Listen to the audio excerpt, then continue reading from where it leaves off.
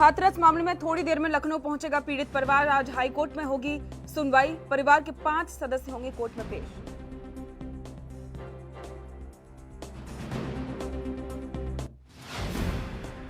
BJP सरकार पर CM Ashok Gehlot का पलटवार। कहा, करौली पर तुरंत की कार्रवाई, अब गोंडा में एक्शन ले यूपी सरकार।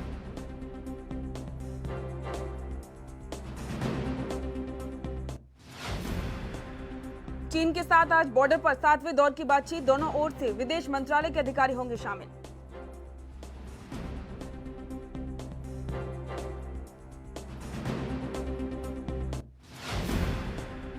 जीएसटी मामले में राहुल गांधी का केंद्र सरकार पर वार। कहा, राज्यों को देने के लिए जीएसटी का पैसा नहीं, लेकिन प्लेन खरीद रहे पीएम।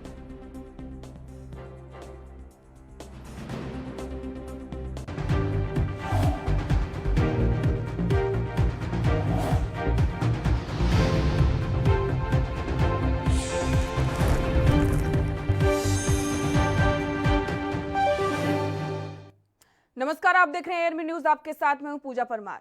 जम्मू कश्मीर के श्रीनगर में सुरक्षा बलों और आतंकियों के बीच में मुठभेड़ जारी है। अभी भी जानकारी के अनुसार श्रीनगर के रामबाग में सुरक्षा बलों ने 2 से 3 आतंकियों को घेरा हुआ है, जिनमें से एक आतंकी के मारे जाने की भी खबर सामने आई है। बताया जा रहा है कि इनमें से एक विदेशी आतंकी भी है। जम्मू कश्मीर पुलिस और सीआरपीएफ की टीम मिलकर कार्रवाई कर रही है। दरअसल सुरक्षा बलों को इलाके में 2 से 3 आतंकियों के छिपे होने की खबर मिली थी। इसके बाद ऑपरेशन शुरू किया गया। आतंकियों की तरफ से फायरिंग शुरू कर दी गई थी, जिस पर सुरक्षा बलों ने पलटवार किया। दोनों ओर से फायरिंग अभी भी जारी है। अभी तक एक आतंकी के मारे जाने की खबर है।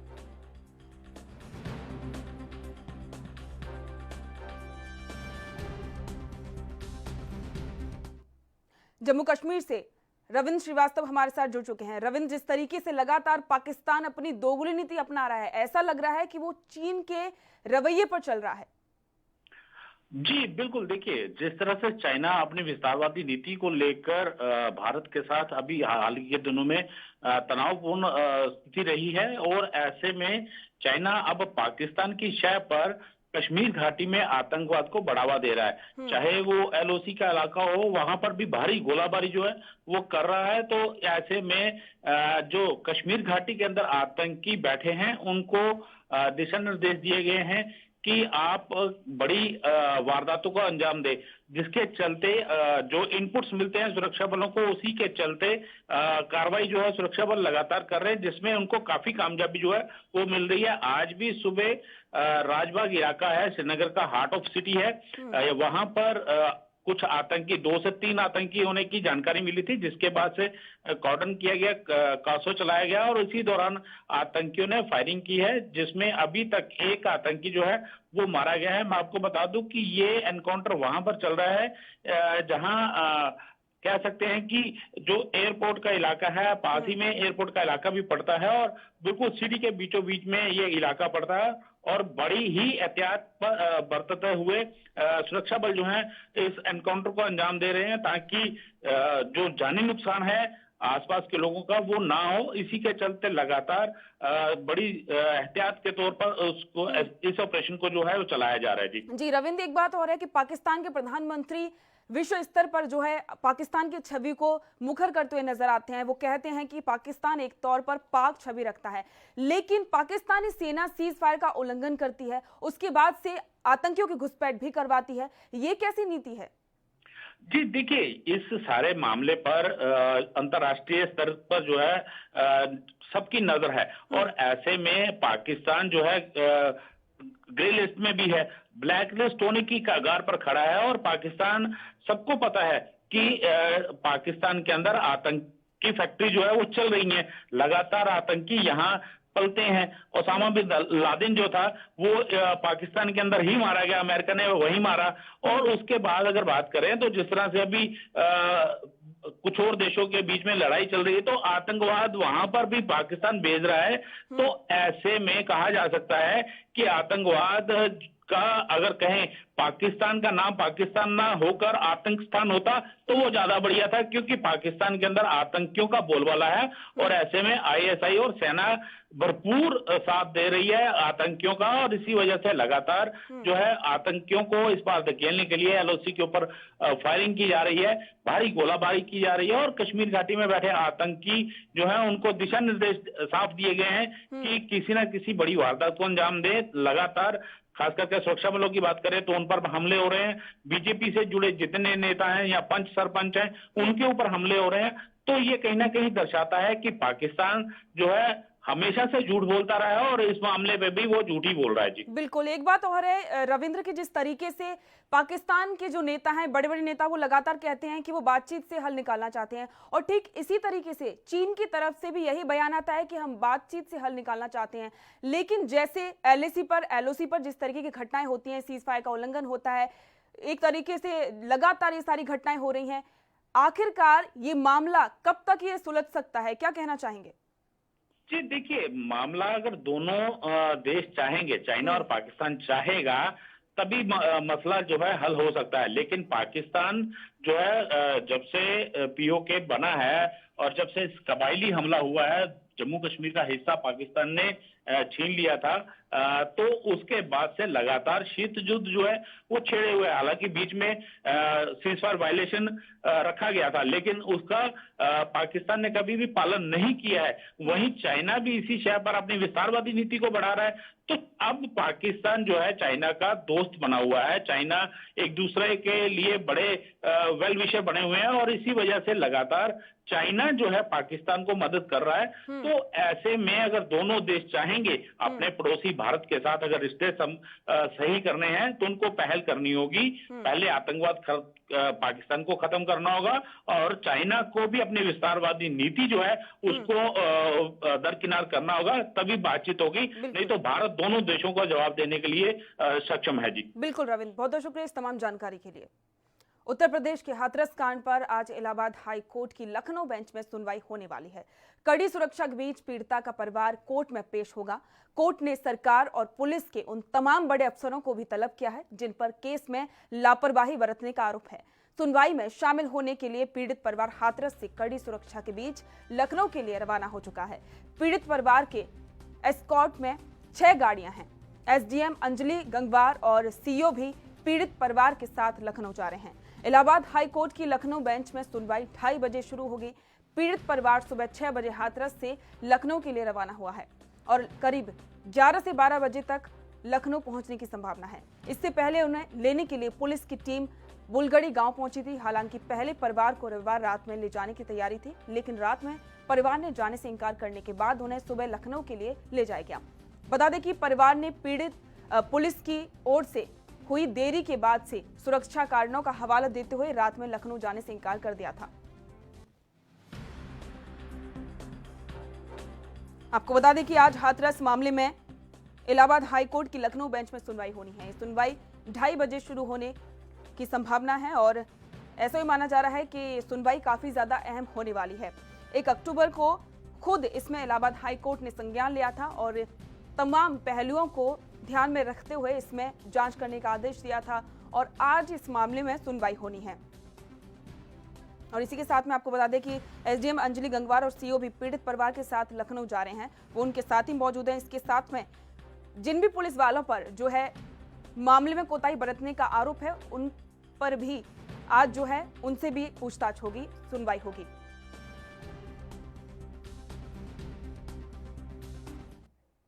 यूपी से संजीव सिंह हमारे संवाददाता जुड़ चुके हैं। संजीव, आज हाथरस केस में अहम सुनवाई होने जा रही है। सबसे पहले जो है इलाहाबाद हाई कोर्ट ने इसमें संज्ञान लिया था, 1 अक्टूबर को संज्ञान लिया था और उसके बाद से ही योगी सरकार जो है वो थोड़ा सा एक्टिव हुई थी। अब इस मामले में आज क्या अपडेट है?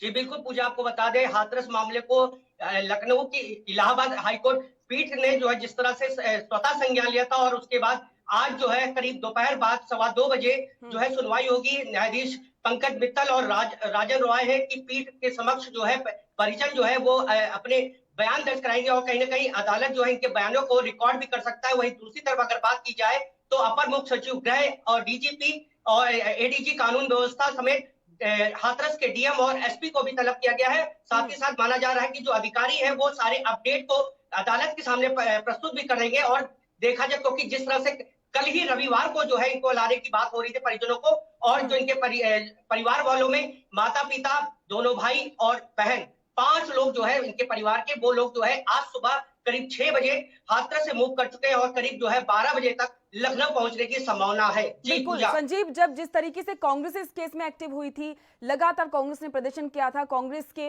राहुल गांधी, प्रियंका गांधी वाड्रा भी वहां पर पीड़िता परिवार से मिलने के लिए पहुंची थी, और उसके बाद से यूपी सरकार एक्टिव हुई, जो है इलाहाबाद हाईकोर्ट ने अपना संज्ञान लिया, और इस बारे में जब उसके बाद से ही यूपी सरकार ने पीड़िता के परिवार को सुरक्षा दिलाई, और उसके बाद से पीड़िता का परिवार है वो सुरक्षा से इतना ज्यादा अपने आप को बंधा हुआ महसूस करने लगा कि उसने हाईकोर्ट में एक याचिका भी दायर की। तो उसने कहा था कि उसकी सुरक्षा में ढील दी जाए, लेकिन हाईकोर्ट ने उसकी इस याचिका को खारिज कर दिया था।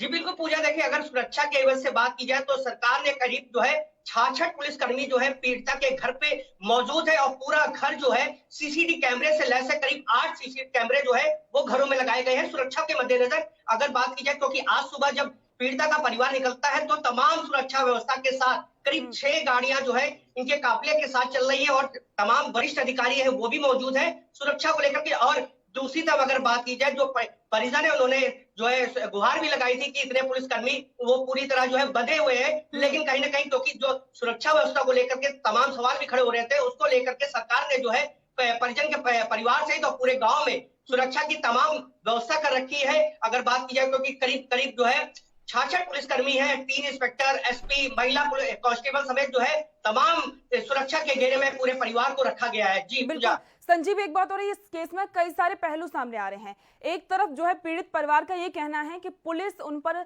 जानबूझकर जिस तरीके से उनको परेशान कर रही है, वहीं पुलिस का कहना है कि जो परिवार है वो जांच में सहयोग नहीं कर रहा है, कोई भी जांच नहीं करवा रहा है, कोरोना की जांच तक नहीं करवाई है। जी बिल्कुल, देखिए सुरक्षा व्यवस्था के एवज में क्योंकि सरकार, मुख्यमंत्री योगी आदित्यनाथ ने के द्वारा ही दिशा निर्देश दिया गया था कि जो है पूरी सुरक्षा व्यवस्था की, क्योंकि पहले जो बात आ रही थी सामने कि परिजन कहीं ना कहीं खतरे की आशंका को जाहिर भी कर रहे थे, उसको लेते हुए क्योंकि जो व्यवस्था की गई है उसी के एवज में की गई थी। लेकिन उसके बाद क्योंकि परिजन जो है कहीं ना कहीं अपने आप को खुला महसूस नहीं कर रहे थे, और कहीं ना कहीं बंदिशों में, क्योंकि जो पीड़िता का भाई है उसके साथ भी अंगरक्षक के रूप में 2 कांस्टेबल भी जो है वो भी तैनात किए गए, तो कहीं ना कहीं जो परिजन है वो अपने आप को असहज महसूस कर रहे थे। उसी को लेकर के जो गुहार भी लगाई गई थी कोर्ट में, वो भी देखने को मिली थी। जी बिल्कुल संजीव, अब सीबीआई भी इस केस में अपनी जांच शुरू कर चुकी है, संज्ञान ले लिया है केस में। सीबीआई लगातार इस केस में अब पहलुओं पर चर्चा करेगी, तमाम पहलुओं को देखेगी, और सबसे बड़ी बात है कि इसमें एसडीएम सीमा, जो कि साफ तौर पर एक तरीके से काफी ज्यादा कद्दावर जो है पुलिस ऑफिसर मानी जाती है, वो इस केस की जांच करेंगी। जी बिल्कुल, देखिए अगर बात करें क्योंकि कल ही सीबीआई ने इस पूरे मामले की कमान संभाल ली थी, और कल मौके पे गांव पे भी गए थे, और दूसरी तरफ जो है सीबीआई ने इसमें एफआईआर भी दर्ज की, और एफआईआर में साफ जो है 302, 307 और 376 डी के तहत जो है मुकदमा दर्ज कर लिया गया था, और जांच टीम गठित कर दी गई थी। और इस पूरी टीम की जो लीड है, जो जांच अधिकारी है, वो डीएसपी सीमा पाहुजा है, जो इस पूरे मामले को जांच कर रही है। तो कहीं ना कहीं सीबीआई हर बिंदुओं पर जो एसआईटी की जो रिपोर्ट है उसको भी संज्ञान में लेते हुए तमाम बिंदुओं को के तरफ होते हुए जांच कर रही है, और साथ ही साथ जातीय संघर्ष की जो बात सामने आई थी, जो साजिश रची जा रही थी, उसकी भी जांच करेगी सीबीआई। एसआईटी भी अपनी जांच करी है। संजीव, एसआईटी की जांच अभी तक कहां पहुंची है? देखिए एसआईटी की जांच क्योंकि पिछले 7 दिन का ही मोहलत था, लेकिन उसके बाद जिस तरह से मुख्यमंत्री ने 10 दिन की और मोहलत दे दी, तो उसको लेकर कई बिंदुओं पे, क्योंकि 40 गांव के 40 और लोगों के बयान भी दर्ज किए गए, तो कहीं ना कहीं एसआईटी हर बिंदुओं पर जांच कर रही है। क्योंकि जिस तरह से जातीय संघर्ष की बात आई, जो साजिश रखी जा रही थी, जो फंडिंग की बात आ रही थी, तो उसको लेते हुए कहीं ना कहीं जो एसआईटी है वो अपने और कई बिंदुओं को लेकर के जांच करी। लगातार जो है गाँव के तमाम लोगों के साथ जो है उनके जो है बयान दर्ज किए जा रहे हैं, और दूसरी तरफ सीबीआई ने भी जो कमान संभाल लिए, तो अब देखना ही होगा, क्योंकि सीबीआई हर पहलुओं पर जो है जांच करेगी। बिल्कुल संजीव, हाथरस की घटना के बाद से यूपी में लगातार कई सारी रेप की वारदातें भी सामने आई हैं। कल की ही बात है, झांसी में भी एक लड़की के साथ में रेप हुआ है, नाबालिग के साथ में रेप हुआ है। सरकार वादे कर रही है, लेकिन उसका कोई असर नहीं दिखाई दे रहा है। जी बिल्कुल, निश्चित तौर पे अगर बात की जाए कानून व्यवस्था को लेकर के तमाम सवाल भी खड़े होते हैं, और खास तौर पे महिलाओं की सुरक्षा को लेकर के, क्योंकि आए दिन जो घटनाएं हो रही हैं, मासूम बच्चों के साथ रेप किए जा रहे हैं, महिलाओं के साथ रेप हो रहे हैं, इस तरह की घटनाएं प्रतिदिन की बात है। और प्रतिदिन जिस तरह से घटनाएं आ रही हैं उसको लेकर के यूपी सरकार में भी कानून व्यवस्था को लेकर, महिलाओं की सुरक्षा को लेकर के तमाम सवाल खड़े कर रहे हैं। विपक्ष लगातार हमलावर है कि आखिरकार कानून व्यवस्था की बात करने वाली सरकार कहां गई महिलाओं की सुरक्षा। उनको लेकर के विपक्ष को भी एक बार और मौका मिल चुका है कि सियासी जो सरगर्मियां है वो उत्तर प्रदेश की अगर बात की है तो काफी बढ़ चुकी है। जी बिल्कुल। संजीव, हाथरस की घटना को लेकर योगी आदित्यनाथ ने खुद कहा था कि इस केस को बहुत ही जल्द ही जो है तथ्यों तक पहुंचाया जाएगा, बहुत ही जल्द जो भी इसमें सामने है वो सब कुछ सामने आ जाएगा। लेकिन जिस तरीके से इस केस में इतनी सारी जांचें हो रही हैं, हाथरस केस को लेकर एसआईटी जांच कर रही है, सीबीआई जांच कर रही है, इलाहाबाद हाईकोर्ट की लखनऊ बेंच में आज सुनवाई है, इस तरीके से जिस तरीके से पूरा मामला गोल गोल घूम रहा है, उस तरीके से लगता नहीं है कि इस केस में बहुत ही जल्द कोई तथ्य सामने आएगा।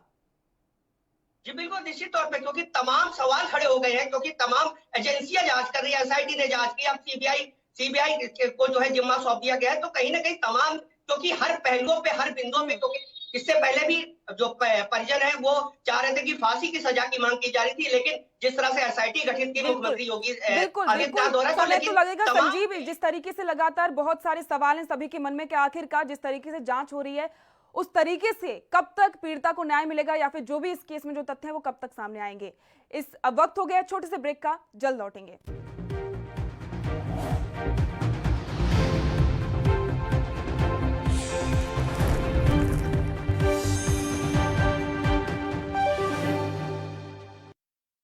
क्या आप दुबले पतले कमजोर हैं, आपकी सेहत नहीं बनती, भूख कम लगती है, वजन नहीं बढ़ता? दरअसल मेन बात खाना पीना खाना नहीं है, मेन बात है खाया पिया लगना। और अगर खाया पिया लगेगा ही नहीं तो सेहत बनेगी कैसे? इसलिए हमारी संस्था सन्यासी आयुर्वेदा ने एक ऐसी दवा बनाई है जो कि आपके पाचन तंत्र को, आपके लीवर सिस्टम को ठीक करने का काम करती है, ताकि आप जो भी खाएं उसका पूरे का पूरा निचोड़ आपके शरीर को लगे, आपकी भूख बढ़े, खाया पिया सही से लगे, नया खून बने, हड्डियों में जान आए, वजन बढ़े, ताकत बढ़े, चेहरे पर नूर आए और आप मोटे तगड़े खूबसूरत पर्सनैलिटी के मालिक बन जाए। यह दवा पूरी तरह से आयुर्वेदिक होती है। इसका शरीर पर कोई भी साइड इफेक्ट, कोई भी नुकसान या दुष्प्रभाव नहीं होता। लड़के लड़कियां दोनों इसका इस्तेमाल कर सकते हैं और पहले 15 दिन के अंदर ही आपको इसका असर महसूस हो जाएगा। सिर्फ 650 रुपए की पूरे 1 महीने की दवा होती है और आप इसे घर बैठे 01145454545 पर फोन करके दवा मंगवा सकते हैं।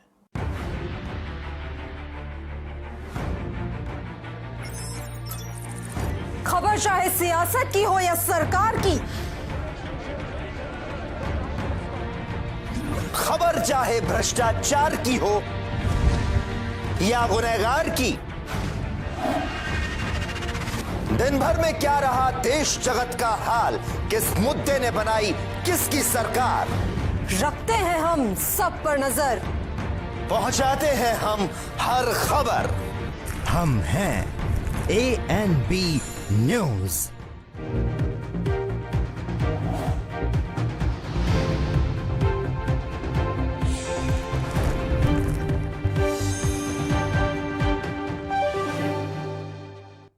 ब्रेक के बाद आपका स्वागत है। राजस्थान के करौली में पुजारी की हत्या मामले में पीड़ित परिवार ने कहा है कि राज्य सरकार ने जो वादा किया है उसे निभा नहीं रही है।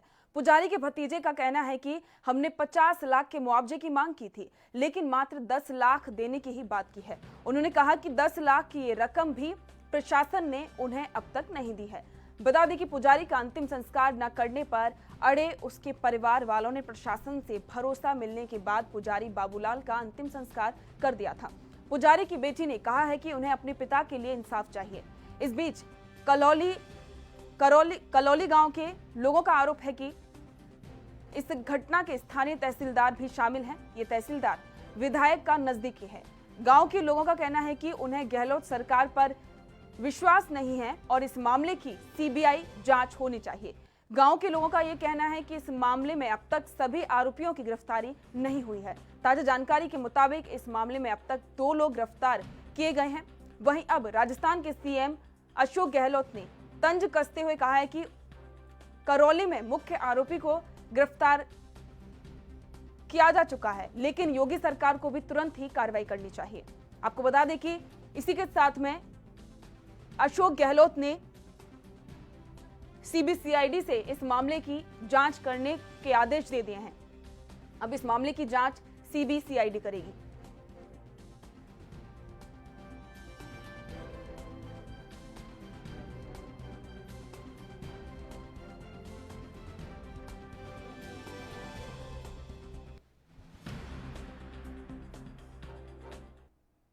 राजस्थान से संवाददाता संदीप अग्रवाल हमारे साथ जुड़ चुके हैं। संदीप, जिस तरीके से ये मामला तूल पकड़ता हुआ नजर आ रहा है, एक तरफ बीजेपी लगातार प्रदर्शन कर रही है, सरकार पर कई सारे आरोप भी लगा रही है, वहीं अब सीएम अशोक गहलोत ने उल्टा सीएम योगी आदित्यनाथ पर निशाना साधा है। बिल्कुल पूरा देखो, ये कहना कतई गलत नहीं होगा कि जो लगातार ये सियासी संग्राम चला हुआ है, सियासी इसको छूट दे दिया गया है इस हत्याकांड को। अशोक गहलोत ने जो पुजारी हत्याकांड है उसकी जांच सीआईडी सीबी के द्वारा करवाने की निर्देश दे दिए हैं। वहीं पे जो पुलिस अधीक्षक है, सीआईडी सीबी के अधीक्षक विकास शर्मा, जो जाने माने एक आईपीएस अधिकारी हैं, उनके निर्देशन में ये कार्रवाई, ये जांच हो, उनके निर्देश ऐसे दिए हैं। वहीं पर मुख्यमंत्री अशोक गहलोत ने तंज कसा है कि आज जो जंगल राज की बात कर रही है वसुंधरा राजे सरकार, जो पूर्व मुख्यमंत्री थी, और बीजेपी लगातार जंगल राज बता रही है, उन्होंने साफ कहा है कि हमने तो तुरंत कार्रवाई करते हुए, एक्शन मोड पे, अलर्ट मोड पे रखते हुए 2 आरोपियों को, मुख्य आरोपी से 2 आरोपियों को गिरफ्तार कर लिया है। लेकिन हाथरस की जो घटना, यूपी में जो घटना हुई, उसमें मुख्यमंत्री योगी आदित्यनाथ है, अभी तक कोई कठोर कदम नहीं उठा पाए, ना ही पीड़ित को न्याय मिल पाया। ऐसे में साफ हो जाता है मुख्यमंत्री अशोक गहलोत द्वारा कि जो तंज कसे गए हैं वो कहीं ना कहीं सरकार के कानों तक दूर रहेंगे के काम करेंगे। जी संदीप, जिस तरीके से पीड़ित का जो परिवार है उसका ये कहना है कि अभी तक सरकार ने जो वादा किया था उसको पूरा नहीं किया है। पहले तो पीड़ित जो परिवार है उसकी मांग थी कि 50 लाख का मुआवजा दिया जाए, लेकिन सरकार ने उन्हें 10 लाख का मुआवजा दिया है। और इसके बाद से जो भतीजा है, मृतक का भतीजा है, उसने ये बात कही है कि अभी तक भी सरकार ने उसे वो राशि नहीं दी है। बिल्कुल पूजा, देखो ये बात सही है कि जो मुख्यमंत्री अशोक गहलोत से इस मामले को लेकर मांग की गई थी पीड़ित परिवार द्वारा, और 50 लाख रुपए की मांग, एक सरकारी नौकरी और पक्का मकान की मांग की गई थी। वहीं पर मुख्यमंत्री अशोक गहलोत ने एक सरकारी नौकरी संविदा कर्मी की संविदा पे देने और पक्का मकान, प्रधानमंत्री जन आवास योजना और 10 लाख रुपए की मांग नगद देने की मांग मान ली है, ऐलान भी कर दिया था कल। लेकिन आज जो कल उनके भतीजे का स्टेटमेंट आया, पीड़ित पुजारी जो था मृतक, उसके भतीजे का स्टेटमेंट आया, उन्होंने साफ कर दिया कि अभी तक प्रशासन द्वारा उनको कोई राहत नहीं मिली है। हालांकि ये जरूर है कि उन्हें ऐलान कर दिया है, लेकिन ये हवाबाजी होते हुए नजर आ रहे हैं, क्योंकि सरकारें आती हैं जाती हैं, लेकिन आश्वासन के आश्वासन रहे जाते हैं, और अभी तक पीड़ित परिवार की तरफ से कोई सुरक्षा या फिर ये कहें कि कोई राहत का सिस्टम नहीं हुआ। जी बिल्कुल, संदीप बने रहिए। लेकिन साथ ही हमारे साथ में बीजेपी प्रवक्ता जुड़ चुके हैं। सर, बहुत बहुत स्वागत है आपका एनबी न्यूज पर। Thank you madam. जिस तरीके से सीएम जो गहलोत हैं, उन्होंने ये आरोप साफ तौर पर लगाया है कि बीजेपी राजस्थान में माहौल खराब करने का प्रयास कर रही है। संजय जी, क्या कहना चाहेंगे? अरे मैडम, बीजेपी कहाँ है? इसमें बीजेपी कहाँ गई? इनसे पूछिए बीजेपी कहाँ है। बीजेपी तो बेटा अपना काम कर रही है। राजस्थान में हो क्या रहा? बिल्कुल गुंडाराज है। एक पुजारी को मार दो, 10 लाख रुपए की आप घोषणा कर दो, रोज एक ब्राह्मण को मारो, रोज एक पुजारी को मारो, 10 लाख रुपए घोषणा कर दो। कहाँ गए राहुल गांधी? है वो कहाँ गई प्रियंका गांधी? ने इसका सीधा जवाब दिया है कि योगी आदित्यनाथ भी कार्रवाई करें। यूपी के गोंडा में भी जिस तरीके से पुजारी को गोली मारी गई है, उस पर भी उन्होंने निशाना साधा है। मैडम, वहाँ तो बिल्कुल त्वरित कार्रवाई हो रही है, त्वरित कार्रवाई है वहाँ पर। तो क्या यहाँ पर त्वरित कार्रवाई नहीं हो रही है? जिस तरीके से हाथरस वाली घटना के ऊपर सीबीआई को जांच होती गई है। हाथरस की घटना तो सर पुरानी हो गई। अभी बात की जाए, साफ तौर पर बात चल रही है, अभी उसमें तो जो जांच चल रही है वो तो चलती रहेगी, लेकिन अभी बात चल रही है जिस तरीके से पुजारी पर जो जलाया गया था उस पर बात चल रही है। सीएम साफ तौर पर जो है, बीजेपी लगातार प्रदर्शन कर रही है, वहां पर लगातार कांग्रेस पर आरोप लगाए जा रहे हैं। ये कहा जा रहा है कि सही तरीके से सीएम गहलोत हैं वो साफ तौर पर सत्ता नहीं संभाल पा रहे हैं, और इसके जवाब में सीएम गहलोत ने भी ये कहा है कि बीजेपी राजस्थान में माहौल खराब कर रही है। राजस्थान में माहौल खुद अपने आप खुद गहलोत खराब कर रहे हैं मैडम। वो एक शेर है शायर का, वो क्या सुधार, वो क्या बताएंगे? घर खुदा का तुम्हें खुद अपना पता मालूम नहीं। कांग्रेस सरकार को अपना पता खुद को मालूम नहीं है। साफ तौर पर जी गहलोत ने ये भी तो कहा है कि सीएम को भी कार्रवाई करनी चाहिए, योगी को पुजारी को भी वहां पर भी यूपी में भी जिस तरीके से उन पर हमला हुआ है, पहले भी हमला हुआ था लेकिन पुलिस ने कोई कार्रवाई नहीं की थी। जब पुलिस को पता था कि पहले से जब साफ तौर पर एफआईआर दर्ज करी थी जो पुजारी ने करवाई थी, उसके बाद से पुलिस ने कार्रवाई भी की लेकिन साफ तौर पर कार्रवाई नहीं की और जिसका असर ये हुआ कि पुजारी को गोली मार दी गई। पूजा जी, आप स्वयं एक वरिष्ठ पत्रकार हैं, इस बात को जानते हैं। योगी पूरी यूपी को संभालने के लिए सक्षम है, लेकिन फिर भी सर यूपी में अगर योगी पूर्ण नीति को संभालने में सक्षम है, उसके बावजूद भी यूपी में इतनी सारी घटनाएं हो रही हैं, रेप इतने हो रहे हैं, हत्याएं इतनी हो रही हैं। फिर क्यों हत्याएं हो रही हैं सर? लगातार बातचीत होती है लेकिन फिर भी मामले नहीं थम रहे हैं। मैडम, राजस्थान के मुकाबले में यूपी में तो बहुत कम है। और रही बात उस गोलीकांड की, पुजारी के साथ जो घटना घटी उसके ऊपर योगी ने एक्शन लिया त्वरित कार्रवाई करने के लिए। लेकिन एक्शन लेने के बाद से भी ये होना चाहिए ना कि आगे से ऐसी घटना नहीं हो। एक्शन लेने के बाद से भी इतनी सारी घटनाएं सामने आती हैं। कांग्रेस और बीजेपी की लड़ाई में जिस तरीके से लगातार कभी कांग्रेस बीजेपी पर निशाना साधती है, यूपी को लेकर घेरती है और जो बीजेपी है वो राजस्थान को लेकर घेरती है, इसमें सर क्या जा रहा है? आम जनता परेशान हो रही है। आप जनता के सेवक हैं तो जनता परेशान हो रही है सर, नहीं होनी चाहिए ऐसा। मैडम, जनता परेशान हो रही, इस बात की हम भी जानते हैं। हमारी संवेदनाएं सभी जो पीड़ित परिवार उनके साथ में है, लेकिन जो गंदी राजनीति कांग्रेस ने शुरू की है उसका खामियाजा कांग्रेस को भुगतना पड़ रहा है। वो तो बात की बात है सर, कांग्रेस का जो खामियाजा भुगतना पड़ेगा भुगत लेगी सर, लेकिन आपसे भी यही अपील ही करते कि सर ये जिस तरीके से राजनीति हर एक मुद्दे पर ना की जाए, कांग्रेस भी राजनीति ना करे। इस तमाम चर्चा के लिए जुड़ने के लिए बहुत बहुत शुक्रिया आपका सर। संदीप जिस तरीके से जुड़े थे हमारे साथ में, संवाददाता हैं जो जयपुर से जुड़े, जानकारी दी थी। इसके साथ में बीजेपी के प्रवक्ता भी हमारे साथ जुड़े थे इस तमाम चर्चा पर। और इसी के साथ में इस बुलेटिन में फिलहाल इतना ही। देश दुनिया की तमाम खबरों को जानने के लिए देखते रहिए ANB न्यूज। नमस्कार।